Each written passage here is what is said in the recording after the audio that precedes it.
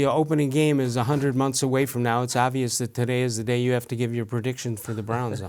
16-game season. What do you got? You know, I think I went through, we always joke about the schedule game, and we've kind of mocked it to no end, but of course we were forced to do the schedule game by our boss, who like 2 minutes after the schedule came out, Andy Roth is texting us going, did you get your predictions in? And they have to go on the website. Right. And I'm like, oh, great, another thing I have to be, held to some standard, not knowing any of the injuries. I think I had them at 9-7. Wow. And that's going to be lower than almost anybody in Cleveland. I mean, people are going to pick them to 9-7 with a playoff spot? Yeah. Oh, yeah. Yeah. People are going to have them going 10-6. Obviously 11-5. I even seen some 12-4s. And Ken argued today. He said, "Well, why can't they go 12-4?" And I said, "Well, the Pittsburgh Steelers are saying that.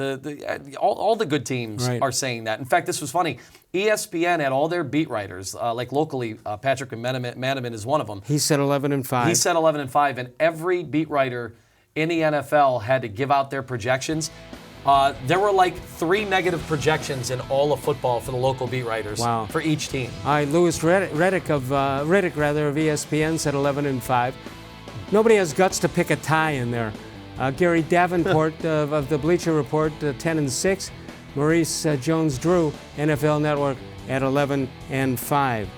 I got coerced into giving mine last week, and I said 11-5. Well, 11-5. I said they could be a way better team this year, and I expect them to be than last year.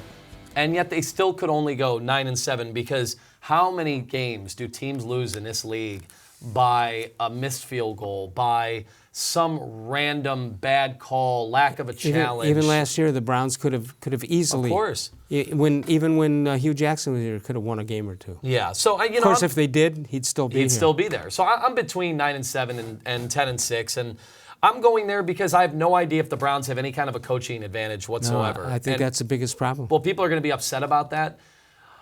Look, doing what Freddie is going to be doing now is a world of a difference from what he was doing last year, where he had no pressure on him. Now, they're playing these national games, and any games the Browns lose, people are going to be looking right at Freddie Kitchens. And so how can this team handle that? How can he handle a lot of the big egos? Yeah, I agree with that. The Giants couldn't do it. Which makes me surprised that John Dorsey went ahead and hired him.